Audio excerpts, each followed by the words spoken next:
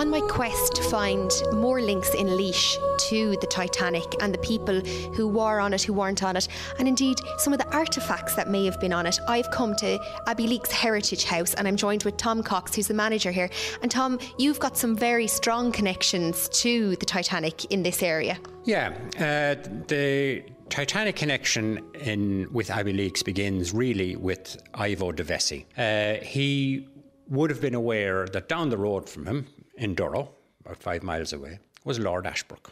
And he had invented, by 1903, he had invented a little device called the latch needle. And he actually had a little factory going in Knockatrina House. And by all accounts, Ivo de Vesey, this young, probably seen as a bit of a brash young landlord, is supposed to have gone down to Lord Ashbrook and probably said something like, you know, this carpet factory I have here, if I had that in Abbey Leake's, you know, I'd make a better job of it. It was a small little factory at first, and there were 17 girls selected, one of whom, interestingly, is an ancestor, we believe, of George Clooney's Sarah Clooney.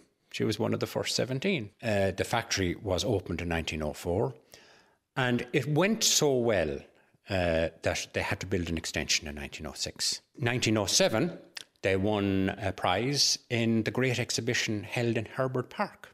As I said, the factory was going really well at this stage. It was very prestigious. They made high-quality hand-tufted carpets. At its height, it employed 40 girls. They supplied carpets for the Bishop's Palace in Kilkenny, Church of Ireland Bishop's Palace in Kilkenny. Yeah. They supplied carpets to Harrods. They supplied carpets to Marshall Fields in Chicago. They made a carpet for the Oak Room in the Mansion House in Dublin. And we have that carpet on loan from Dublin Corporation here in the Heritage Centre. So people can have a look at it, over 100 years old. Carpets for the Church of the Most Holy Rosary were made in the factory. So where did the story go from there?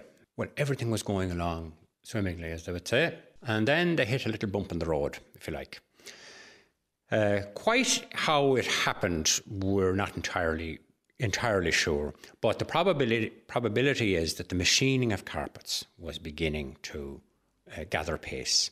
Ivo de Vesey might well have been anxious about the cost of refitting his factory with machinery. He would have had to dig deep for that. And around that time, the factory was kind of headhunted by a Kildare factory. It seems that there was some sort of subsequent board battle, and Ivo de Vesey lost control of the Abbey Leake's factory. And what happened thereafter seems to be that any orders the Kildare factory got, they more or less kept them to themselves. And they turned Abbey Leake's into a loom house. Abbey Leake's had retained a little hand-tufting operation. And now, whether it was a kind of a sideline of the factory girls themselves, or whether it was a kind of a legitimate other operation running alongside the loom house, either way, it was happening. He tapped into this. And through, we think, the intercession of Lord Peary, who was the chairperson of Harland and Wolff, with whom Ivo de Vesey would have been certainly connected politically in some way, that they got an order for 4 hand-tufted carpets for the SS Olympic. SS Olympic was a sister ship of the Titanic's, launched in 1911. So they supplied those carpets. And when the Titanic was being fitted, the White Star Line came back and they ordered a number of hand-tufted carpets for the Titanic. And this was big news. The Titanic was the biggest and the best. The passenger list heading for America on the Titanic read like a who's who of the day. And these carpets were destined for the first-class staterooms. So these were going to be on view. Now, Ivo de Vesey was a clever man. He'd proven that already. And they actually photographed the Titanic carpets on the looms in Abbey Leake's before they went. So we have that photograph. And a very famous man with Laois connections as well. He certainly studied or spent time in this Jesuit seminary in Emo Court, was Father Brown. He travelled on the Titanic and he photographed the Titanic extensively. And one of the photographs he took of the interior of the Titanic was of the writing room. And there is a rug in the writing room of the Titanic that is remarkably similar to one of the rugs that was on the looms in Abbeyleix, one of the Titanic carpets. Bar going down to the Titanic. Now, that has been done, by the way. I don't think they've come across that carpet yet. But yeah, there's a very, very strong possibility that that writing room carpet was one of the ones that was made in Abbeyleix.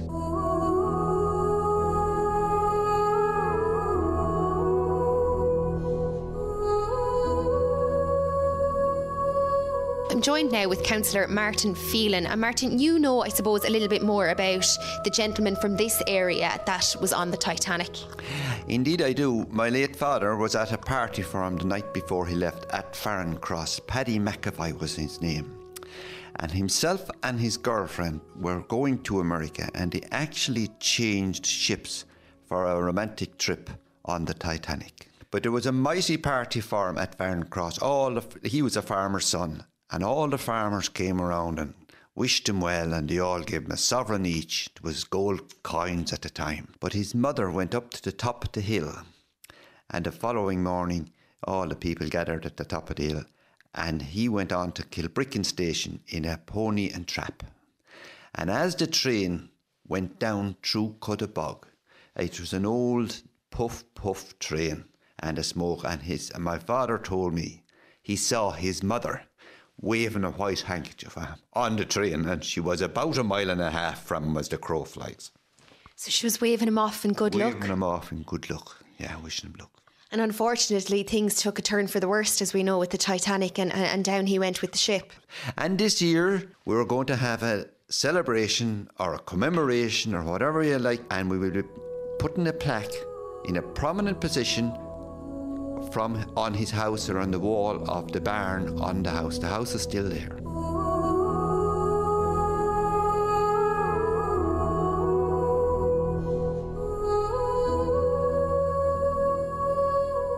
And that's when I thought the boat broke in half. And that's when the people started jumping into the water and screaming. That's when they screamed. It was terrible.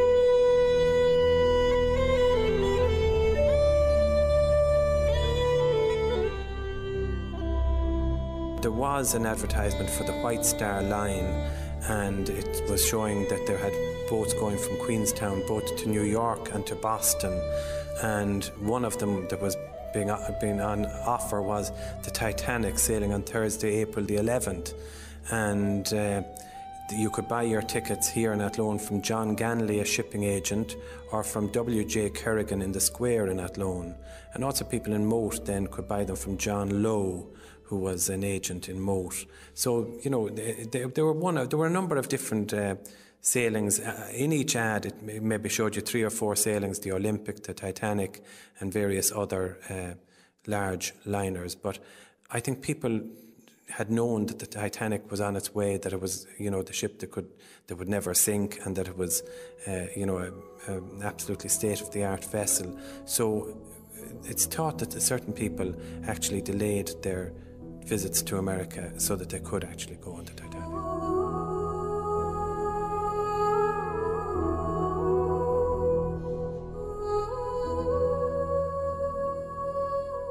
And I hit the water with a crash, but I didn't hit anything in the water. I was lucky, very lucky. On the quest to find out more about the survivors and indeed those who perished on the Titanic that originated from Westmeath, I've taken myself to Westmeath County Library, and I'm joined with Gearóid O'Brien, who's a librarian here.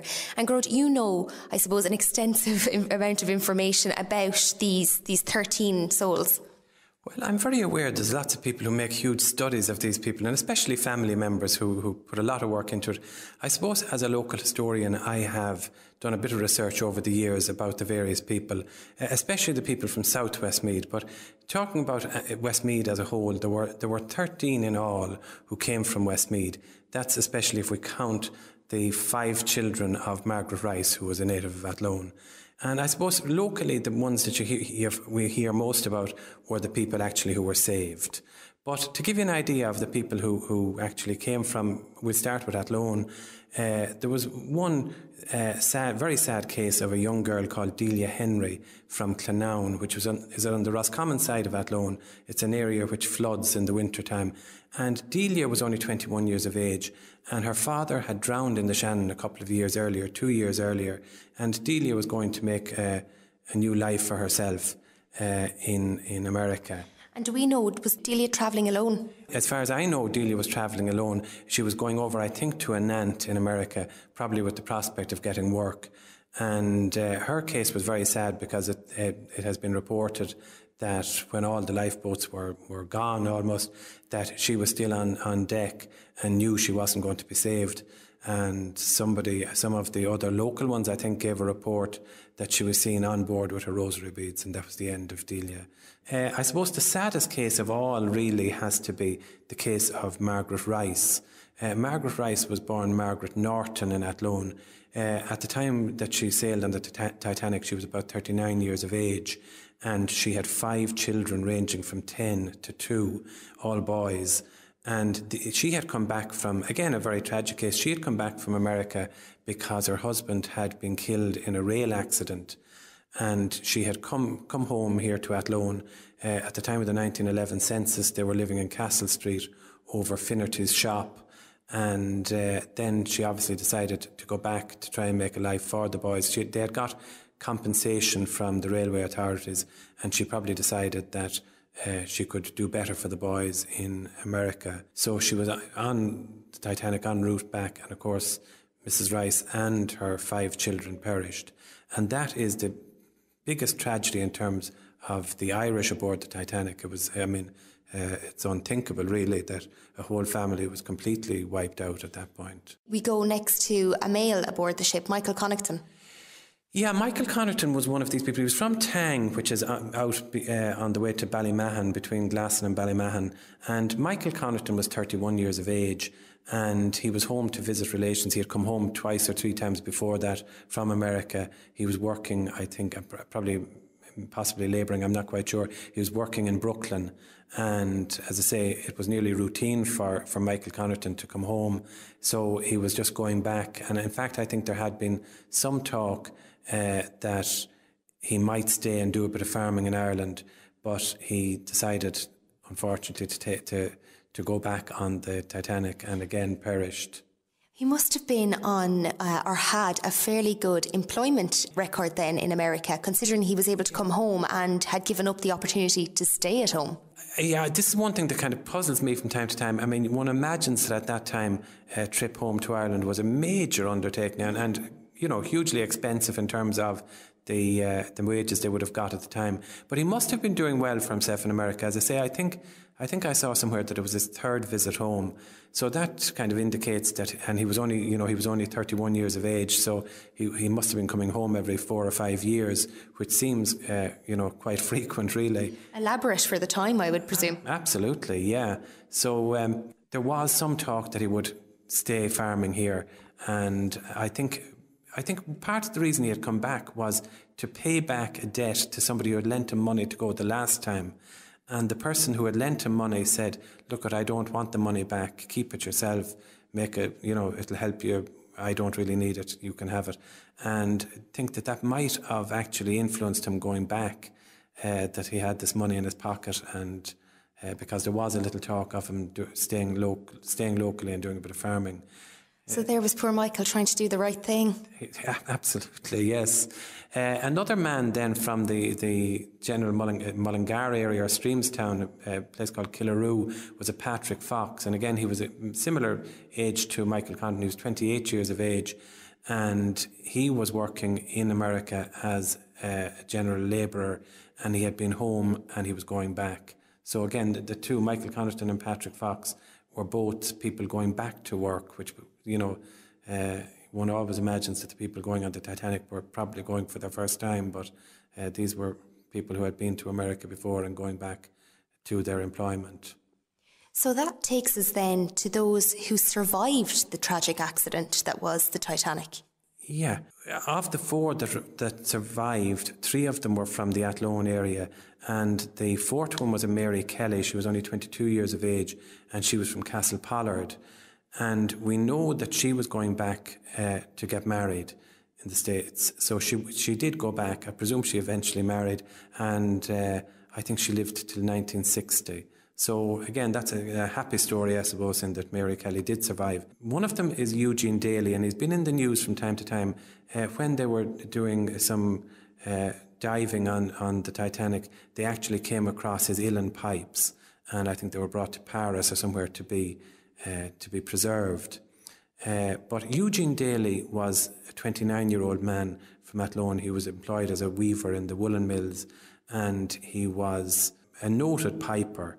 There was a very active pipers club here in Athlone, and a band called the Clonushnach Band, and he was a member of this Clonushnach Band, and he seems to have been a very popular kind of a chap. As I say, 29 years of age, and he was going to America, presumably just kind of had decided to emigrate at that point.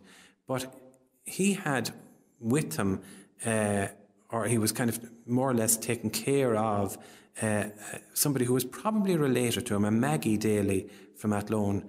Now, how they're related, we're not quite sure. Eugene Daly wasn't actually a true out-and-out local. His father had been an RIC man who came into Athlone. So I'm not quite sure whether Maggie Daly was a neighbour or actually related in some way. But Maggie Daly was from Irishtown in Athlone. She was 30 years of age, and she was going to America too. And as I say, she survived, but she survived thanks to Eugene Daly. We're told that Eugene's played a big part in saving both Maggie Daly and Bertha Mulvihill. Bertha Mulvihill is the last of the Athlone survivors. She was 25 when the Titanic went down. She was from the Coosan area, a member of a very well-known local family. And I think she had come home to announce her marriage, and she stayed here for a while because in the family there was a new baby due, and she decided to stay on for the christening.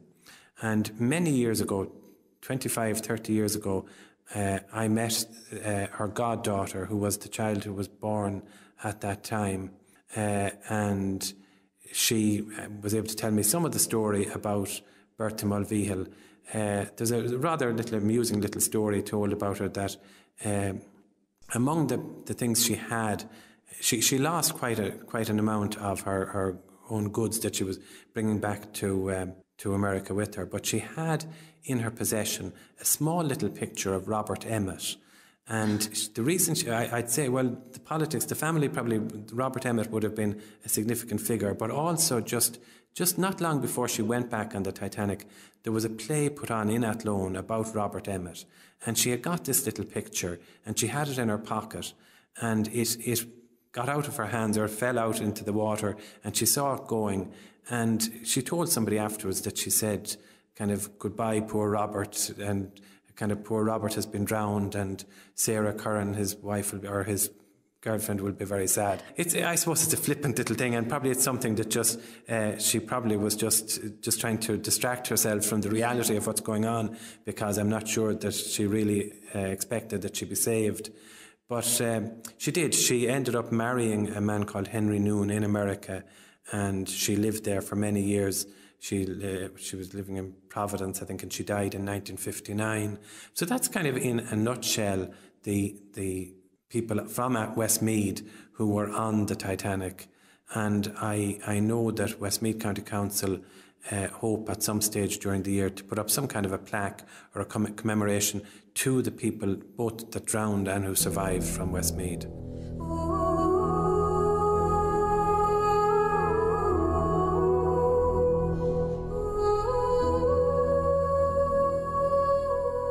And I didn't close my eyes at all. I saw that ship sink.